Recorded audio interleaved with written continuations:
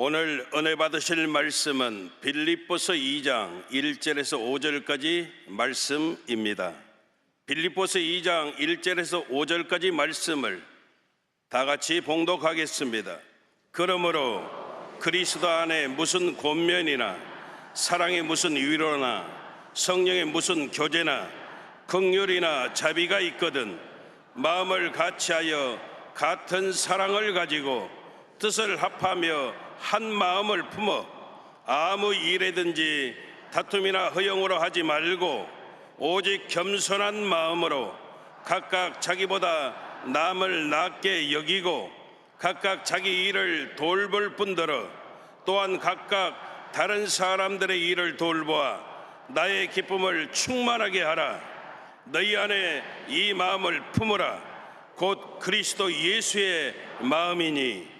아멘. 귀한 찬양을 감사드립니다. 우리 옆에 분과 이렇게 인사하겠습니다. 모든 것이 주님의 은혜입니다.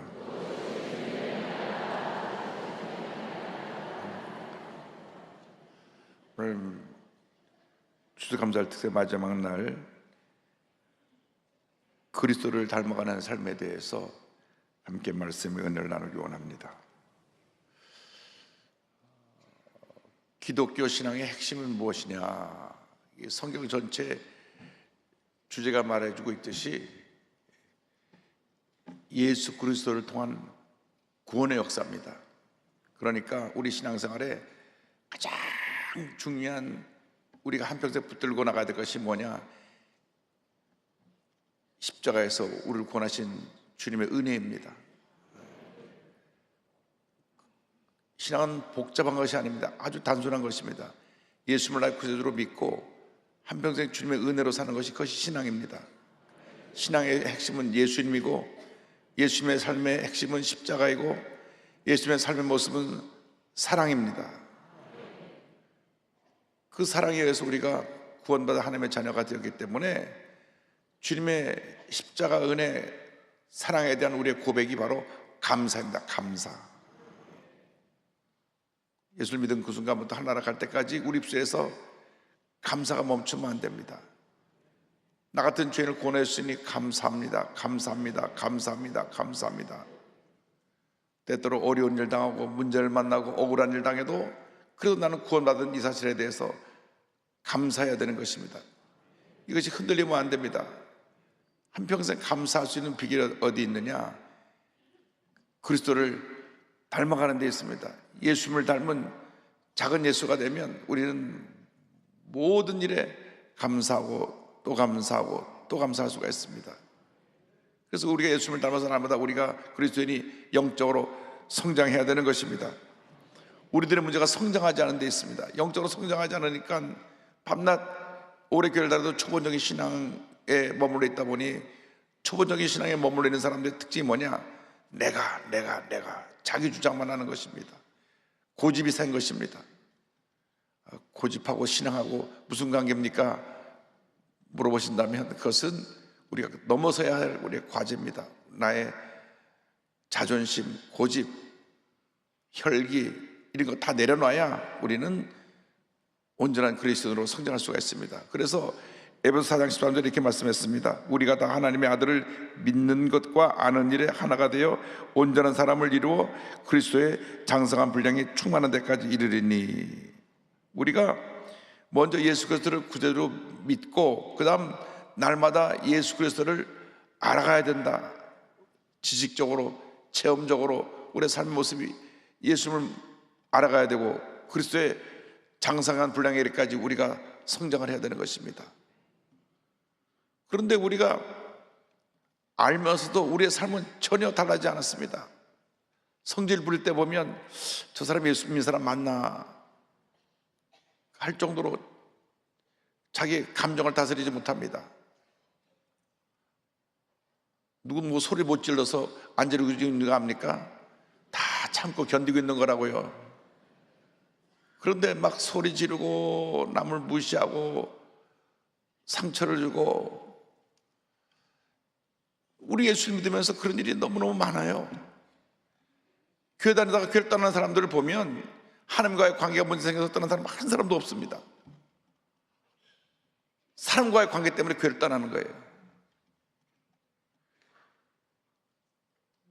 그나마 우리는 사람이 너무나 많다 보니까 여기서 치면 저쪽에 가 있으면 괜찮아요. 근데 조그만 교회에서는 이쪽에서 치면 더 있을 데가 없으니까 떠나는데, 그런데 여기서 치면 안 되죠. 우리가 존중하고 사랑하고 존경하고 하나가 돼야죠. 그러면 어떻게 되냐? 그리스도의 마음을 품으라는 것입니다. 그리스도의 마음을 품으라. 오늘 우리가 2장 1절 5절 말씀을 봉독했는데 다시 한번 봉독하겠습니다. 그러므로 그리스도 안에 무슨 권면이나 사랑에 무슨 위로나 성의에 무슨 교제나 긍휼이나 자비가 있거든 마음을 같이하여 같은 사랑을 가지고 뜻을 합하며 한 마음을 품어 아무 일이든지 다툼이나 흥으로 하지 말고 오직 겸손한 마음으로 각각 자기보다 남을 낮게 여기고 각각 자기 일을 돌볼 뿐더러 또한 각각 다른 사람들의 일을 돌보아 나의 기쁨을 충만하게 하라. 너희 안에 이 마음을 품으라. 곧 그리스도 예수의 마음이니. 이 말씀은 무엇을 하든지, 무슨 권면이나 위로나 교제나 긍휼이나 자비가 있든 무엇을 하든지 그리스도의 마음을 갖고 하나가 돼서 주님을 섬기라고 하는 것입니다. 주님, 예수님의 마음을 갖기 원합니다. 예수님을 닮아가기 원합니다. 그리스도를 닮아가야 되는데 사도 바울이 고린도 전서 11장 1절에 내가 그리스도를 본받는 자가 된 것 같이 너희도 나를 본받는 자가 되라. 그리스도를 닮아가는 삶. 그럼 예수님의 삶이 어떤 삶인가? 주님 직접 말씀하셨습니다. 나는 온유하고 겸손하다. 온유와 겸손의 삶을 살아가야 되는 것입니다.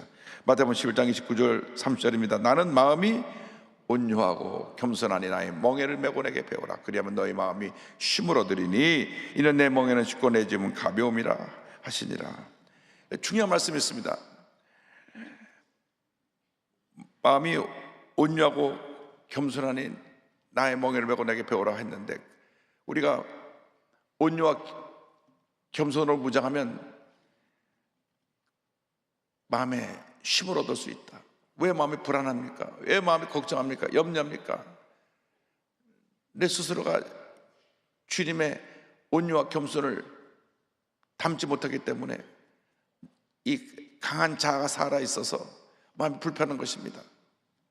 어떤 사람 지나가다가 자기를 모른 척하고 지나가면 그날 그 시간부터 기분이 상당히 나빠집니다. 못된 놈, 나보고 인사도 안 하고 그냥 모른 척하고 지나가. 근데 사실 그 사람은 억울해요. 눈이 나빠갖고 못 보고 지나간 거예요 그냥. 그런데 그냥 지나갔다고 씩씩거리고 와서 동네방네 얘기를 합니다. 그 녀석이 말이야 날 보고도 모른 척하고 그냥 지나가잖아. 그래서 너도 나도 얘기를 당하니까 나중에 가서 얘기합니다. 여보게 왜 그 어르신한테 인사 안 해갖고 그 어르신이 화를 나게 만들었어. 나 어르신 본 기억이 안 나는데. 그렇게 남의 말을 하지 말고 모르고 지나가면 붙잡아서 여보게 나 못 봤어? 이렇게 붙잡으라고요. 붙잡아. 아이고 어르신 죄송합니다. 못 봤습니다. 그렇게 해야지. 고약한 놈 그냥 날 보고 못 붙잡고 고개 돌리고 지나갔다고 그냥 씩씩거리고 나중에 알고 보면 못 보고 지나간 거예요.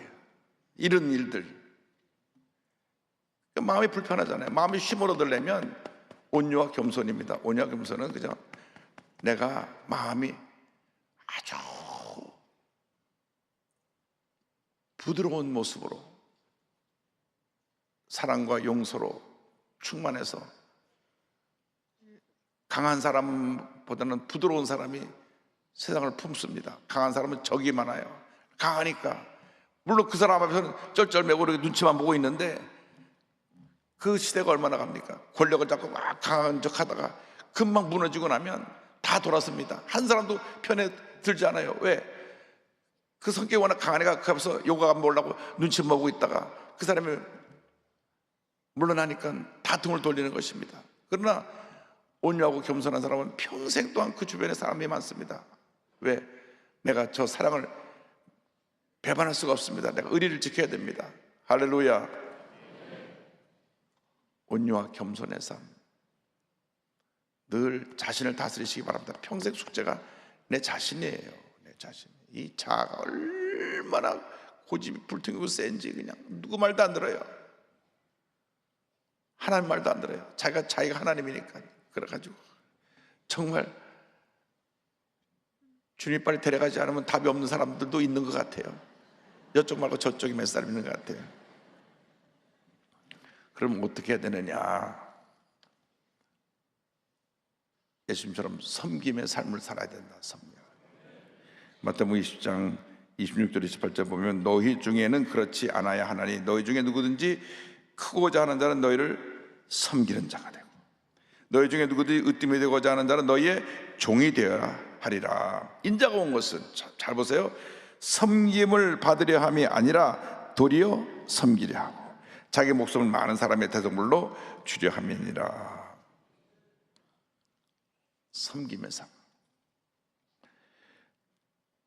1918년 1월 19일 중국 산둥성 진안에서 태어난 우리 대천적 신부님은 그 아버지 장로교 선교사 루베나초 토레이 주니어의 아들로 중국에서 태어나서 어린 시절은 중국하고 평양에서 보냅니다. 당시 평양에 외국인 학교가 선교사님들 학교가 좋은 학교가 있었기 때문에 중국 선교사들이 많은 자녀들을 평양으로 보냈습니다.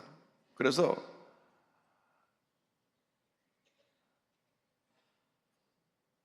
그 유명한 많은 선교사들이 중국에 왔던 선교사들이 평양에서 자라났습니다. 빌리그람도 어릴 때 평양에서 선교사들로 선교사 학교, 요즘 말하면 외국인 학교 같은 선교사 학교에서 공부를 했습니다. 그런데 미국에서 프린스턴 신학교를 여러 곳에 공부하고 나서 한국에 이분이 장로교회하고 조금 교리적으로 안 맞는다 그래서 나와가지고 성공회로 갔습니다. 성공회로 가가지고 한국의 성공회 신학교, 지금 성공회 대학교인데 거기 요즘으로 하면 가서 총장으로 학교를 세워라. 그래서 1957년부터 64년까지 약 7년 햇수로 8년 동안 성미가엘 신학원이라고 하는 지금 성공회 대학교의 전신인 그 성미가엘 신학원에 학장을 지냅니다.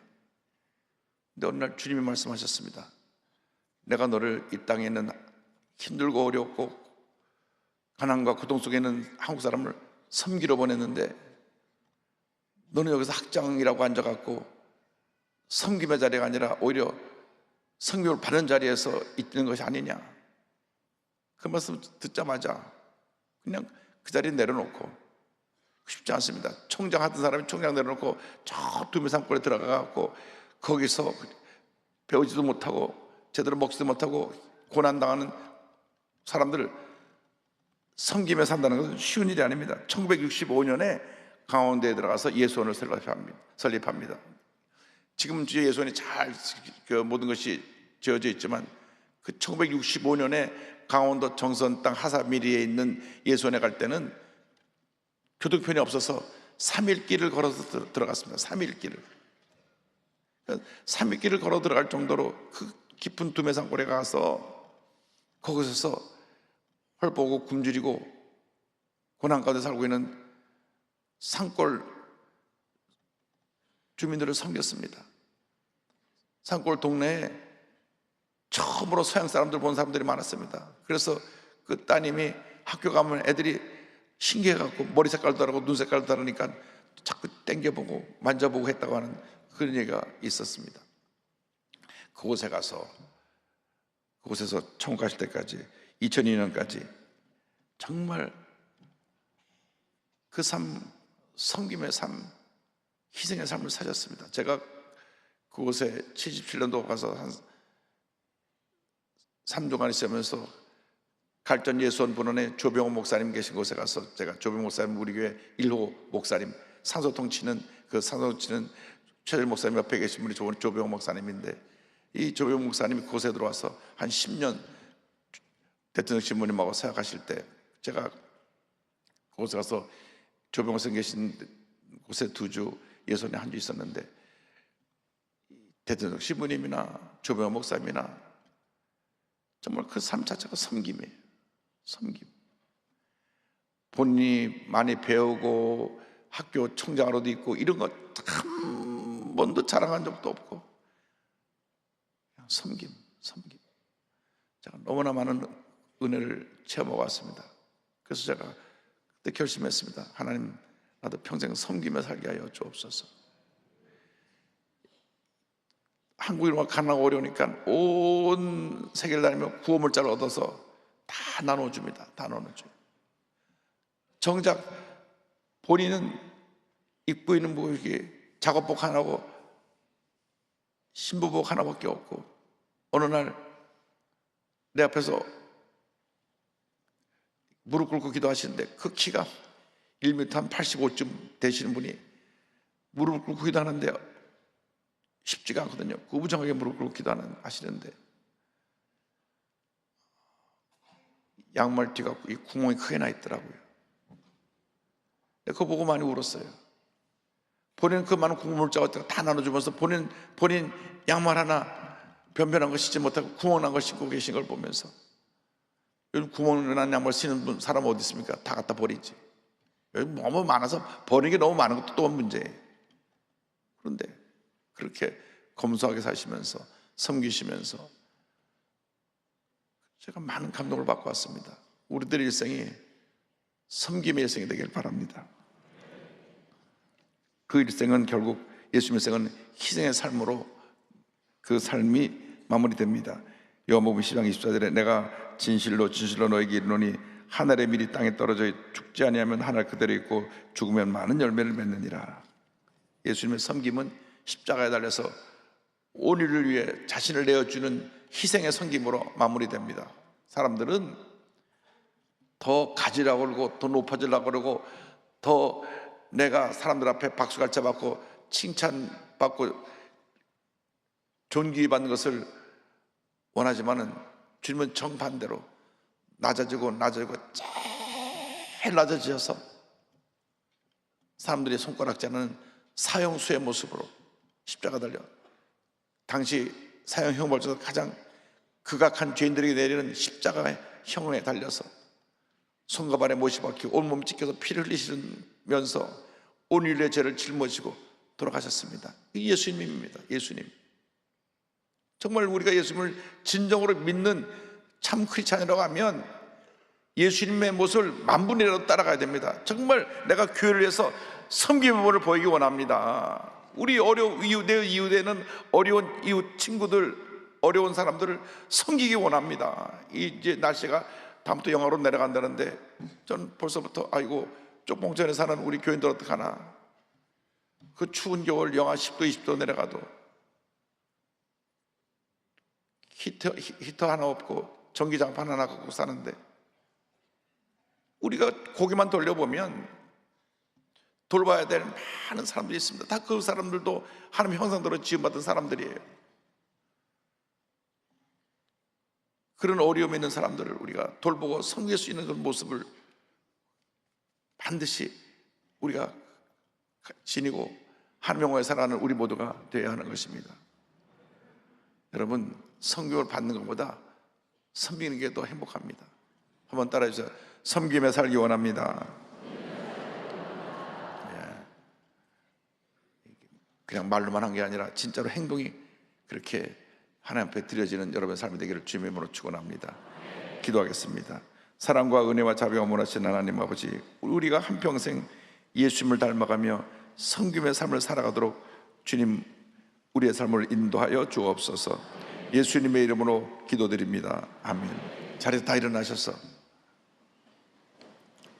아픈 자리에서 손 얹고 문제와 손을 갖고 오신 분은 가슴에 손 얹고 기도합니다. 사랑과 은혜와 자비가 원하신 하나님 아버지, 믿음으로 감사함으로 손 얹었습니다. 주님, 저들의 소리에 안수하여 주시옵소서.